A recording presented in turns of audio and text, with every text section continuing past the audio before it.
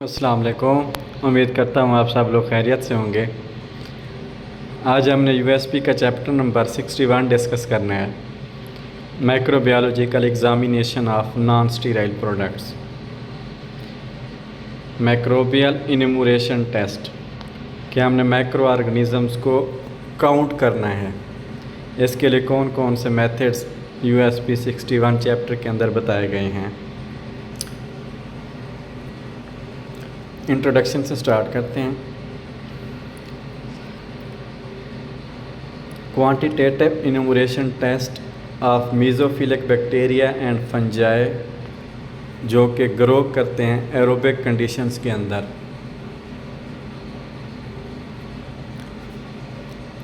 ये टेस्ट जो है ना प्राइमरी डिज़ाइन किया जाता है टू डिटरमाइन द सब्सटेंस और प्रिपरेशन जो कि स्पेसिफिकेशंस इस्टेब्लिश्ड स्पेसिफिकेशन को कंप्लाई करें।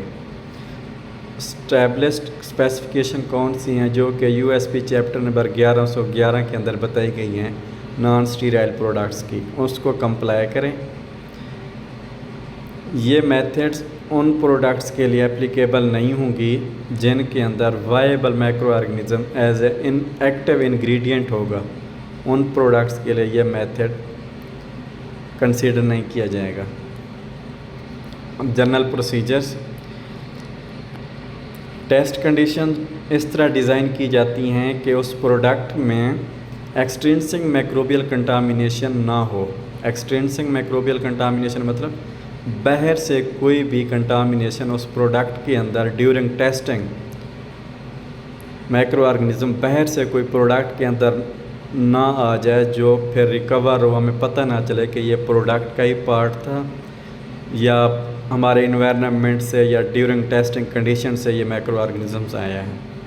हम ऐसे कंडीशंस टेस्टिंग कंडीशंस डिज़ाइन करते हैं ताकि बाहर से कोई माइक्रो ऑर्गेनिज्म प्रोडक्ट के अंदर मिक्स ना हो। प्रिकॉशंस लेते हैं। इसके लिए हम प्रिकॉशंस लेंगे तो प्रिकॉशंस में हम क्या लेंगे? They do not affect any microorganism that revealed in the test. जो टेस्ट हम कर रहे हैं उसके अंदर जो माइक्रो ऑर्गेनिजम्स हैं वो कंप्रोमाइज्ड ना हो, इस तरह हमने प्रिकॉशंस लेनी है। अगर तो प्रोडक्ट की नेचर है एंटी माइक्रोबियल एक्टिविटी तो हम क्या करेंगे? उस प्रोडक्ट को रिमूव करेंगे, उसकी एंटी माइक्रोबियल एक्टिविटी को या तो रिमूव करेंगे या फिर न्यूट्रलाइज करेंगे, फिर हम उसका टेस्ट लगाएंगे। तो ये काम करने के लिए हमें क्या करना पड़ेगा? इनएक्टिवेटर यूज़ करने पड़ेंगे। जो इनएक्टिवेटर होगी उनकी नेचर क्या हो कि वो efficacy of and toxicity of micro organisms भी उसकी बताई जाए कि जो माइक्रो ऑर्गेनिज्म हम यूज़ कर रहे हैं आया कि वो इनएक्टिवेटर्स इन माइक्रो ऑर्गेनिजम्स की एफिकेसी या टॉक्सिसिटी पे कोई इम्पैक्ट तो नहीं डाल रही इनएक्टिवेटर्स।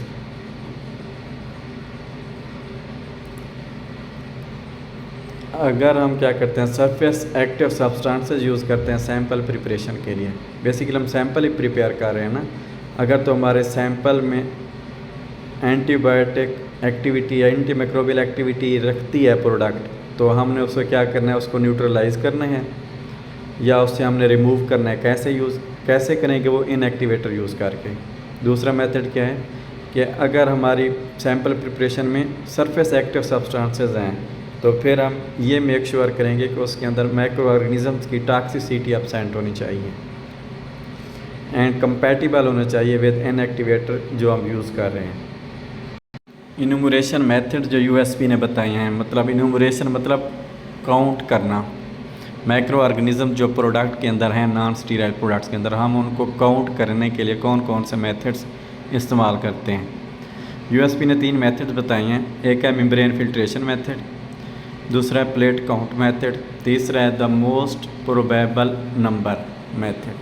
3 ये मेथड्स हैं।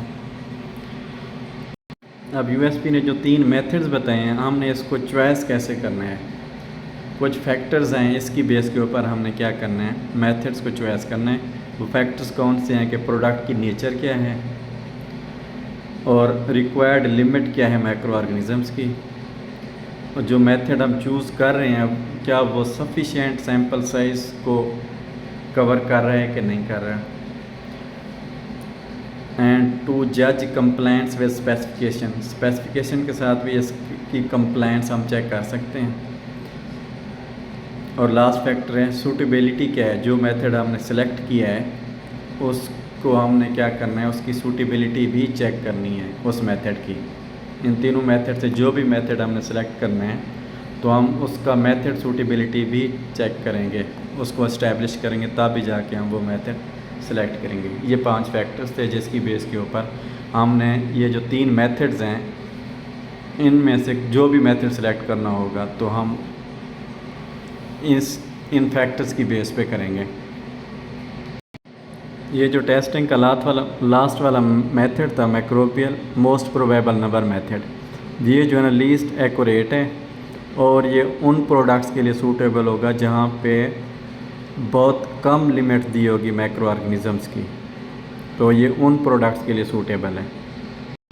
आज के लेक्चर को अगर हम समराइज़ करें तो हमने सिर्फ 3 बातें पढ़ी हैं ये पार्ट 1 के अंदर 61 चैप्टर में।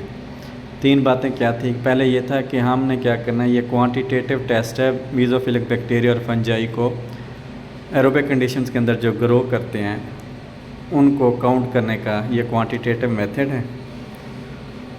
और प्रोडक्ट्स हमने देखे हैं कि प्रोडक्ट्स जो है ना, जिन प्रोडक्ट्स के अंदर एंटी माइक्रोबियल एक्टिविटी की नेचर होगी तो हमने उसको न्यूट्रलाइज़ करना है पहले या रिमूव करना है, वो इनएक्टिवेटर यूज़ करने हैं।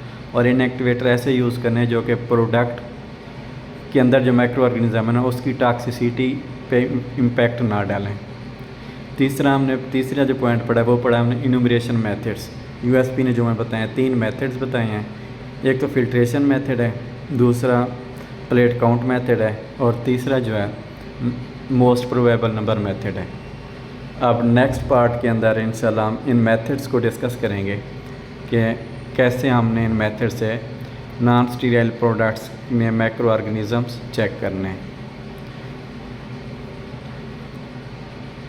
होप सो आप लोगों को समझ आ गई होगी। अगर आपके माइंड में कोई भी क्वेश्चन हो तो आप कमेंट सेक्शन के अंदर पूछ सकते हैं।